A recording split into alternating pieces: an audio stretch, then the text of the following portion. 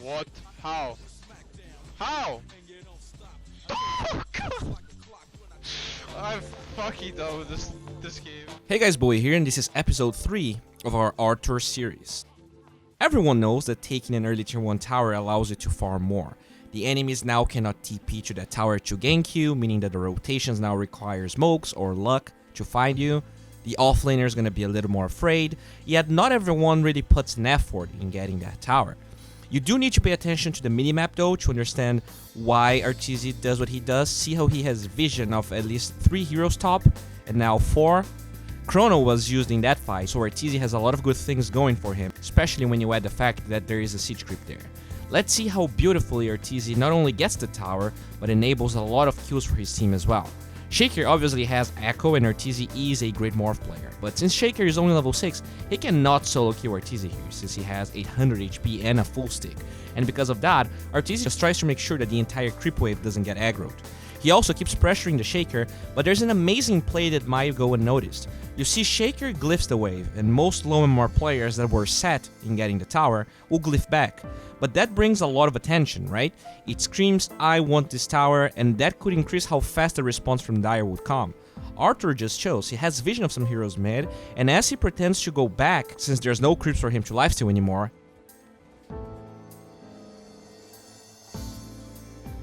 he glyphs the wave to keep the catapult there.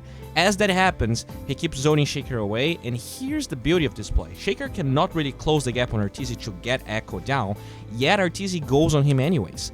The first reason for this is that there's a chance that Shaker zooms him out of the tower because of Echo being up in there and a lot of creeps being there, so that's more damage. But even then, if that's the case, then he could have just backed. The tower would still be down. Arteezy uses the map knowledge he has, knows he is 1 versus that Shaker, and he also knows that he can survive the Echo. You can even see that he fine-tunes the amount of HP he has before going for the play. He trades a huge cooldown for a stick on a hero that does not care if he's low HP because, he's a Morphle. Players tend to not force plays because they're always afraid that they're going to die, and if you just watch this without the context of everyone showing, it definitely looks like a pretty crazy play. Unnecessary even. But Echo being down means that Shaker cannot get gold by smoking with his team, killing Arteezy or his other allies. It also means that Shaker will be even more afraid of showing in lane since he doesn't have a tower and he doesn't have that ult to protect him, and by making his game bad, Radiant's game is better in comparison. Not only that, if you've been watching, note how all that aggression ends up for Dire. Any group of players would be mad that Arteezy is diving a Shaker like that, he's wasting Echo, and the gut reaction is to punish him. But since Arthur gets level 9 from the kill, he enables his OD and his entire team a lot. Would Arteezy have more farm if he did not dive the Shaker and instead TP to an Ancient camp? Maybe, but the gold advantage would certainly be different. Obviously, having Arteezy's game sense is not a trivial thing to do, but just goes to show that maybe trying to do that in a pub and dying is better in the long run for a player like you than just never taking any risk and actually building that game sense. Arteezy probably learned the way all of us do, dying and being reported. That's not all we have to talk about though. We talked about creep pressure in the last game. Look where Arteezy is. Obviously his hero is one of the few that can be here since Morphling has an escape. But look how Dire has to play reactive and not the opposite. A TP is committed bottom and there's nothing that he can do to stop Arteezy. The only thing they do is defend the tower. The lane is pushing mega hard. Arthur already got all the lane creeps there. He can finally jungle. No, this is Void top and he has a ward showing where Dazzle is and he can be bottom. Not only that, his team knows that Echo is on cooldown and Shaker just dies here, since he cannot be bottom, and he also cannot contribute. For the untrained eye, Arteezy is just playing solo while his team carries him and creates space for him, and while that's not totally untrue, Arteezy's impact in lane makes it easier for his team to create space just because of that clip I showed before.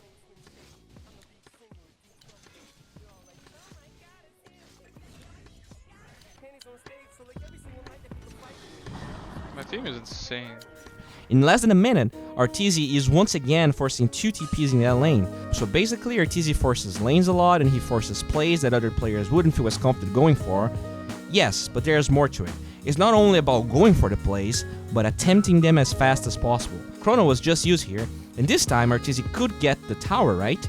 But Roshan is a more valuable resource, especially because his hero is amazing at Roshan and they have a Beastmaster. And it's not only about noticing the Chrono and then Roshan, it's about noticing it while being at the right place, pushing the lane, knowing that it's going to lure people there, and instantly assessing that even if he could get the tower, Roshan is just a better choice. He does get a little pissed off because his team was not as fast with that decision. What's happening? Motherfuckers! Enigma, where are you going? I'm gonna die. I can feel this shit coming. I don't give a shit. 0 fucking HP. Ask me how many foods I give. And Phoenix does steal the Aegis, but it's all about probabilities. Yeah, this one time Phoenix was able to get it, but in 100 games where the same scenario played out without Chrono, the likelihood that Radiant gets Aegis is severely bigger. Oh my! And that's what matters at the end. Guys, thank you for liking, commenting, subscribing in the video. Once again, happy holidays for you all. This is supposed to be my Christmas present for you guys, since I will take some days off after New Year's Eve. I have a Twitter where I talk Dota and memes. I have a Twitch where I play and cast. And if you're into Instagram or Discord channel, you can find them in the description below. I also have a Patreon where you can fund my dream to become a Dota 2 talent while also getting something in return, so that's pretty cool. Thank you all, guys. Love ya. Bye.